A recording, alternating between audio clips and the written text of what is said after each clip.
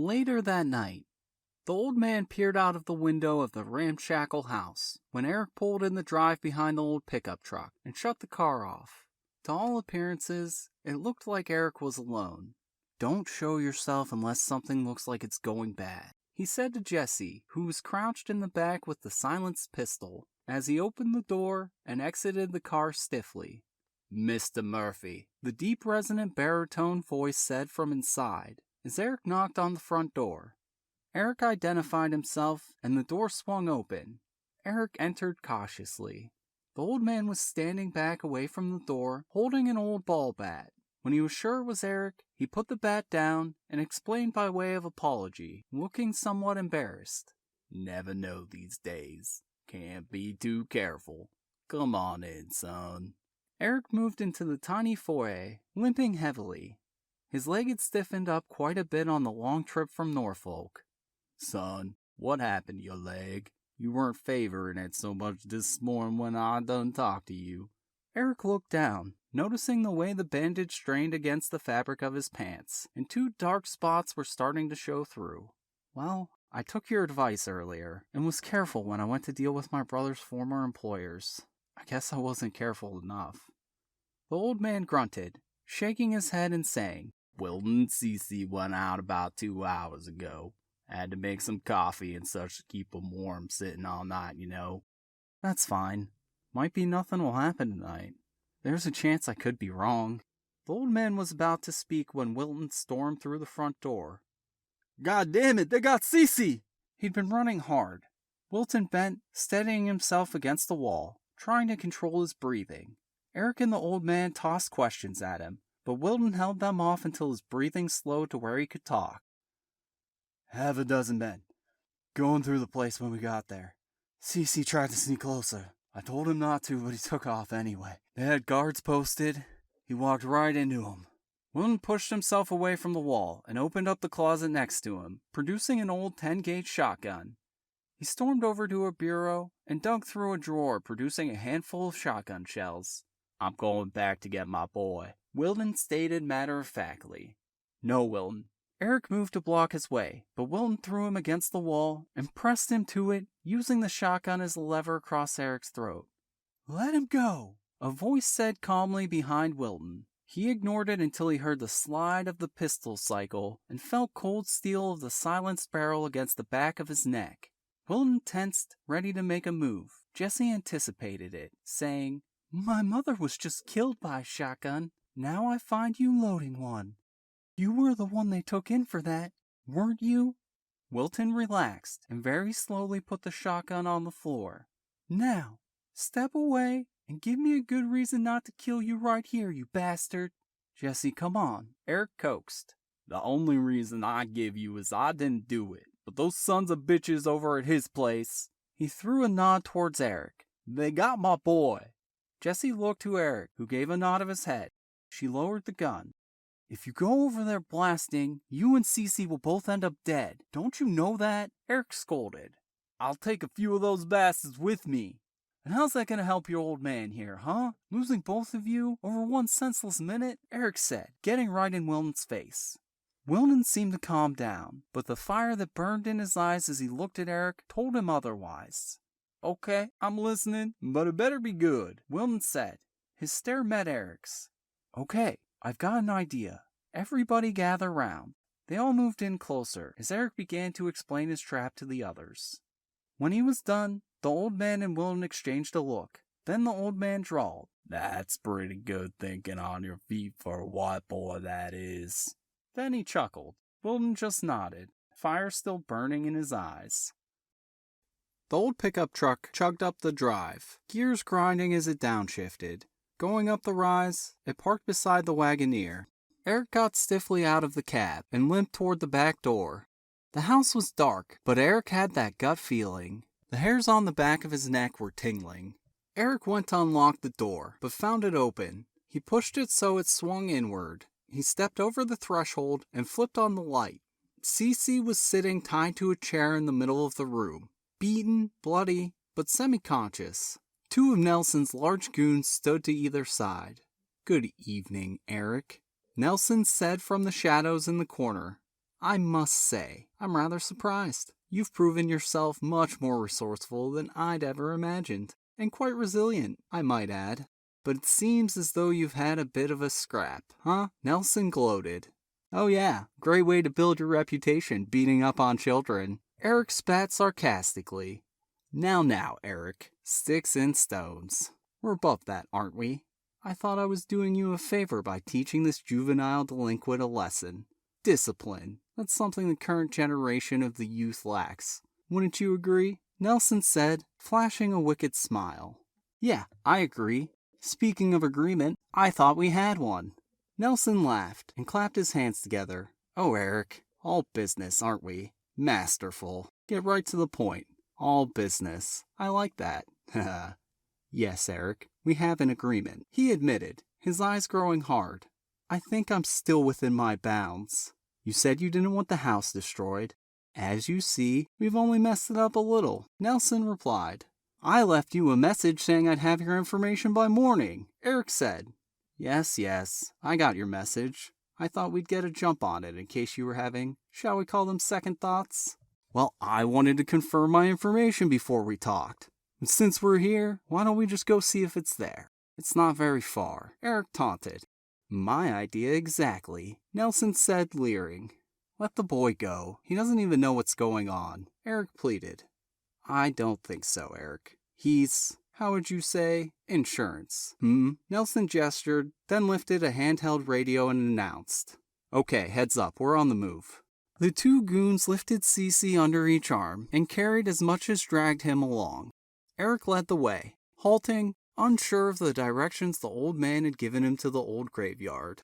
The old man had a funny look on his face and a mischievous look in his eye, like he had given Eric the wrong directions, like a savvy local would do to a rude tourist. But he led on confidently, despite his uncertainty of finding what he was looking for in the dark.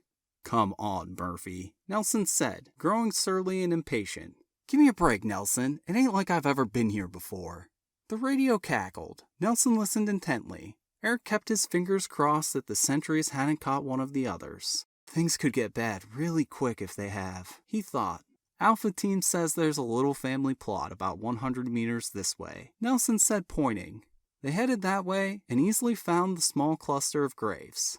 All right, which one? Nelson asked. Oh, it's not here, Eric said. It's within sight, though. Son of a bitch, Nelson spat, pulling a silenced pistol for the first time and pressing it firmly to Eric's temple. Don't fuck with me, Eric. Listen, Eric explained. It wasn't my idea to come out here in the middle of the night, remember? I was going to wait until tomorrow. They set up a makeshift base of operation around the graves of the fallen soldiers. You better hope you know what you're looking for, Nelson threatened. Then he detailed one man to stay with Cece and the others went with Nelson. Eric headed toward the tree line to where an enormous oak tree silhouetted the skyline. He started at the tree and worked his way out and around the tree in a large arc. He found what he was looking for almost immediately, but kept the search up a while, stalling for time. Nelson, we're close. Why not let the kid go? What's this all about anyway? I've done what you paid me to do. Let us both walk out of here, and you can search to your heart's content, Eric stated. If it is indeed here, Nelson said sardonically. Isn't that what the money was for? Speculation? Eric asked. You just don't get it, do you? Nelson told Eric. You really expect us to let you go. You two are loose ends, and I can't allow loose ends floating around. The money was just to reel you in. It's the gold we want, just the gold. We get the $1 million back anyway. It was an advance from the insurance company. I told you we do a lot of business with them. And in all those papers you signed to release your brother's insurance check to you, you also signed a last will and testament, leaving all your property and assets to me. So you see, I was going to get it back one way or another. He shrugged. So you planned it this way all along. Why didn't you just have Sean leave it all to you? Why put me in the middle? Nothing was planned all along, my boy. You became expendable when you took the money, when the gold became the primary concern. Then why did you kill Sean? Eric accused. I told your brother I'd broker the gold for him, and I would have. Do you really think I'd kill him, or had him killed? Nelson shook his head. I, nor any of my men had anything to do with Sean's, or that poor woman's death. But afterwards, I couldn't see the gold going to some spineless factory worker or treasure hunters. I deserve it. I was in on the deal in the first place, he huffed. What about Jack Braggs? Eric asked. Nelson shrugged. That was an unfortunate accident. We just wanted information like the night we questioned you. Mr. Bragg's heart just gave out. But you created a serious problem for us. Tick, tick, tick. What are we gonna do with you, Eric? Nelson leveled the gun at Eric's head. Lights flashed on in all directions. Fuck here, County Sheriff. You're surrounded. Put your hands up. An amplified voice sounded. Nelson turned his gun from Eric toward the light. A shot cracked, and Nelson went to his knees holding his gun arm. With their leader down, the others dropped their weapons. Sheriff Connolly and Detective Boone came rushing over to Eric. We heard it all, the sheriff said as Boone bent to cuff Nelson and read him his rights. You're under arrest for the murder of Jack Braggs in Norfolk. You're a damn fool, boy. Trying to do all this behind our backs. You almost ended up dead, too. Boone chanced to look over at Connolly, not believing he had heard the self-righteous sheriff swear. Nelson saw his chance in the instant Boone looked away. He whipped his cuffed hand across his body to gain momentum and struck Boone across the face with a vicious blow. He leapt over Boone to grab the sheriff around his neck and pulled his own gun on him. Hold up, one of the deputies called as they trained their guns on Nelson and the sheriff. Put your guns down, or I'll blow his fucking head off. Don't do it, the sheriff cried, but one of the deputies put their guns down. Nelson turned to Eric. Now where is it? Tell me or I'll waste one of these guys every 2 minutes until you tell me. You're standing on it, Eric almost yelled. The crease between the tree roots and the stone, that should be the entrance to the cave. Nelson looked disbelievingly. Look at the map if you don't believe me. It's where I made like a fox and the Yankees walked over me but couldn't find me. Ask Myra, she can point the way. Myra's diaries say she buried Wilt within sight of where they first kissed, under the spreading oak, where he made like a fox. Eric explained. You'd better be right. Nelson threatened, motioning one of his men over to check the small opening. The goon handed his weapon to one of the others and moved to examine the opening, but found it too small for him to enter. He sat back and shrugged at Nelson helplessly. Eric moved over to help Boone, who was getting up on all fours. Another of Nelson's goons produced an entrenching tool and began trying to widen the opening. Nelson saw Eric helping Boone and moved quickly to him, kicking him viciously in his wounded leg. Eric screamed and went down. Nelson grinned wickedly and measured up Eric to kick him again. Boom! The booming roar of a shotgun sounded back toward the cemetery, diverting everyone's attention. Nelson spoke rapidly in the radio, but got no reply. Son of a bitch! Nelson swore and let go of Connolly and kicked Eric again and again in his injured leg. Then he turned on the sheriff, holding the gun to his head. He forced him to his knees. Call off your dog, Sheriff, or you'll die first. The sheriff squeezed his eyes tight, anticipating a bullet, saying, all my men are right here. Nelson's hand started to tighten on the trigger when Wilton Calhoun came crashing down on him from an overhanging limb of the oak tree. Nelson lost the gun, and he and Wilton fought fiercely. Nelson's goons tried to get a clear shot at Wilton, but they were reluctant for fear of hitting their boss. Nelson finally made a dive and ended up with a pistol. He got slowly to his feet with a triumphant grin on his face. I take it back, Sheriff. Nelson apologized. The Blackie's gonna die first. Wilton got up from his knees, bringing himself to his full height, and looked Nelson square in the eye. Go ahead, motherfucker. Nobody can say Wilton Calhoun didn't die like a man. Eric looked from one man to the other, then looked at Nelson. He saw a peculiar red dot appear on Nelson's forehead. A moment before, his head disintegrated in a bloody spray. His men opened fire all around, but all fell silent and toppled over within seconds. For a long moment, the silence hung heavy in the night. Wilton looked around in the eerie half-light of the flashlight and the police spotlight that pointed in every direction randomly. Damn, was all Wilton could manage as he checked himself for bullet holes and looked at the carnage around him. I ain't seen nothing like this since then, Wilton offered wide-eyed. Everyone was picking themselves up and doing the same thing. Neither Eric, Wilton, nor any of the police officers had been hit, but Nelson and all of his men had been surgically removed. Sheriff Connolly got back to his feet and called his other deputies. Everyone answered back. They were okay. They brushed themselves off and looked around in a shuddering awe. Eric helped Boone to his feet and over to the base of the tree to sit. One of the deputies started first aid on him. He had lost several teeth, and his jaw looked to be broken, not to mention the nasty gash the handcuff had left on his cheek. "Hold your fire, we're coming in," Samuel Calhoun's booming baritone voice said from the darkness. Several of the deputies covered them with their weapons as Jesse and Samuel came slowly into the light supporting Cece. Jesse left Samuel and Cece and ran to Eric, throwing herself in his arms and almost knocking him over. Wilton ran to help Samuel with his son. "Oh, Eric," she cried. "I was afraid I was going to lose you." "I'm not going anywhere," he reassured her, kissing her tenderly. "At least it's over," she sobbed. "Not yet. Nelson confessed to killing Jack, but he said they didn't have anything to do with Sean or your mom." "I'm sorry. I was wrong," Eric said, holding her tight. "Are you sure?" Jessie asked, disbelief in her voice. "I don't know. But at that point he had no reason to lie." Eric shrugged. "Don't be so hard on yourself, son," the sheriff interrupted. "That son of a devil was guilty of something. He admitted to one killing, abducting you, and was sure enough gonna do the lot of us in right here." The sheriff turned to Wilton, and they held a look for a long moment. Finally, the sheriff took a step forward, saying, "Wilton, I know me and the boys have been hard on you from time to time, but I'm man enough to say thank you. You saved my life, and probably everyone else's too. You got nothing to worry about from me or my boys ever again. Thank you." He extended a hand. Wilton looked at the hand for a long moment, then slowly reached out his own and they shook. "Think nothing of it, Sheriff, but all I did was stall him some. Those sharpshooter of yours is what done the trick. We'd all be dead now if it hadn't been for them." The sheriff coughed into his fist uncomfortably and looked down at Boone, saying slowly, "I think the thanks for that goes to Detective Boone from Norfolk." "You snuck a SWAT team on that chopper you came on in, didn't you?" Connolly asked. Boone looked as bewildered as the rest of them and slowly shook his head no.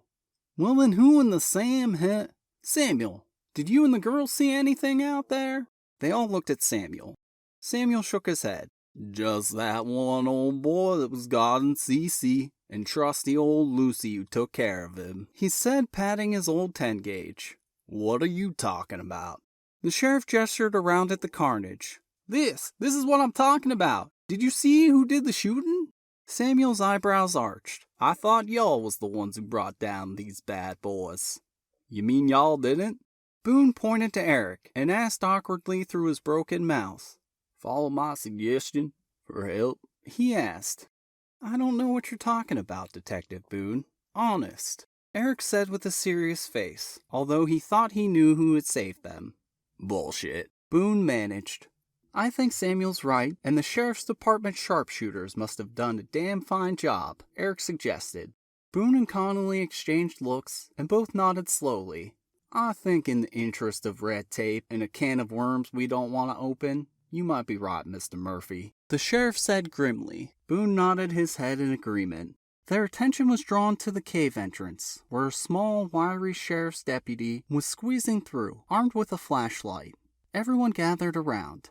Anticipation hung in the air as they all held their breath, all except Samuel, who had hung back, shaking his head and leaning on his old 10-gauge. They heard a muffled shout from inside, and everyone drew closer. Then the deputy reappeared, squirming through the hole. He looked up and shook his head. "Ain't nothing down there," he announced to the disappointed group. "Maybe we have the wrong place," Eric suggested hopefully.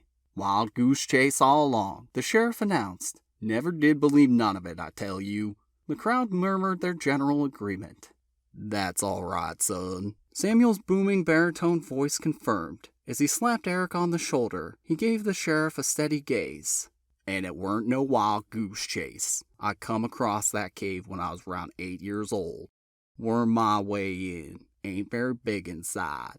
Just one small chamber. And that chamber was smaller still 'cause there was a mess of old bricks stacked in it. I went home and got my daddy and brung him back here and showed him. Now daddy was too big to fit down in, so I had to go down in and hand him out one of those bricks. Was all I could do to get it out to him. Heaviest damn brick I ever did see. Sorry, Sheriff. Don't mean to cuss in front of you. Sometimes you got to." "Never mind that, Samuel. Get on with it," the sheriff coaxed. "Well, anyway, I handed that brick up to my daddy. Then I climbed out. I'll never forget it. He rambled, staring off into the night, going back in his mind. Never forget what? Wilton urged. Oh, I never forgot the look on my daddy's face, course. His eyes was bugged way out, and he had darn near turned white just standing there staring at that brick. I looked down and saw the way it almost glowed in the sunlight. Shiny. Real shiny. My daddy looked scared, though. Made me put that brick back just like I found it. Then he sat me down and made me promise never to tell anyone it was there or ever go in there again. He told me that brick was made of gold, and if a black man showed up trucking around a mess of gold bricks, white folks would hang him for sure. Never believing they just found it on him. They'd say we stole it. He said gold made people act crazy, and it was best to just let it be. And you never let on to any of this? The sheriff asked, disbelief etched in his face. Nope, Samuel replied firmly. I came back here from time to time. Go down there and look at them stacked all real neat like. And when I grew up and times got rough, I can't deny I weren't tempted, but I never did say a word to no one. Not until a couple weeks back, that is. He finished, lowering his head and shuffling his feet nervously. Who'd you tell? Eric asked urgently. All these years and you never told a soul, not even your own blood? Wilton said in wonder. All the bad times we endured and suffered, and all that time there was a pile of gold not a quarter-mile away just for the taking, and you never said a word? Wilton shook his head slowly, back and forth in dismay. Who'd you tell? Eric and the sheriff echoed again in unison. You got to understand, Wilton. What my daddy said was true. You gotta make your own way in this world. You can't just take something and cruise through life without paying your dues, son. It ain't right. There's too much of that going on today. Leave it to the white man. Live your life with dignity. Pay my dues?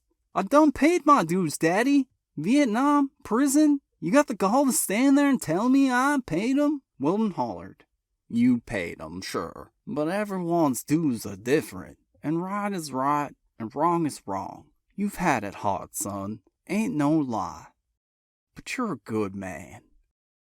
How'd have you turned out if I let on about that gold when you was running around with that bad crowd? You'd likely be dead or in prison for life. I did what I did, and I stand by it. It don't mean I don't love you or Cece. You're my blood, and family means more to me than anything. Who'd you tell, Samuel? The sheriff asked again, growling more, growing more impatient by the minute. I'm getting to that. Don't rush me, Samuel said, giving the sheriff a hard look. Then he turned to Eric and Jesse. I'm truly sorry for your brother and your mama being killed. Like I said, gold makes people do crazy. Maybe if I had kept quiet, they'd still be alive. I'm sorry, he said, bowing his head. You mean my brother? You told Sean where the gold was, so you knew it wasn't here? Eric asked. I didn't know for sure. I told him the day he was killed. I didn't know if he had found it or not. I only told him where to look. So the killer may already have the gold? Killers, the sheriff added. Was 2 different shotguns used. One 12 gauge and the other was a 16 gauge. The sheriff explained. So it was at least 2 people? Not one? Seems that way, the sheriff said. He looked at Jesse. Who else knew y'all were looking for the gold? He asked, trying to look in a new direction. No one. Sean made it clear we should be very circumspect to who and what we said. He said we should vaguely zero in on our information so nobody would know what direction they were taking, Jesse related. So as far as you know, nobody ever knew about the find except for you, your mama, Sean Murphy, and that other fella? Jack Braggs, an old friend of my brother Sean's. Eric interjected. That's right, Sheriff. Jesse nodded emphatically. Wait a minute, Eric said, shaking his head. That's not exactly right, Jess. The day of your funerals at your grandpa's house, both your Uncle Bob and that old guy, Uncle Charlie, knew about it. They both asked me pointed questions about the gold, which I didn't know about at the time, except for what you had already told me. They both claimed your mother had questioned them because of their expertise in the matter. Eric explained. Jesse's jaw dropped. Neither of them ever said anything to me about it. Are you sure, Eric? She asked. Of course, I didn't talk to many people there. Just your grandpa, your uncle, and Uncle Charlie, Eric said, looking at Jesse and the sheriff, who was rubbing his chin deep in thought. Uncle Charlie I don't know about. Mama loved him dearly, and he is quite an expert on the legend. But Uncle Bobby never. Absolutely never. Mama didn't trust him. She'd confide in a complete stranger before she would have confided in her brother. But I can't believe that Uncle Bobby would go as far as murdering his own sister for profit, Jessie said, horrified. Well, it's a well-known fact, girl, that most murders are committed by relatives or friends of the victim. I think maybe we need to pull another of young Mr. Murphy here's stunts. See if we can't draw out the guilty party, or parties, into making a mistake. He pondered a moment, rubbing his chin, then looked at each of them standing there, and saying, "Drawing closer, y'all. I got a plan."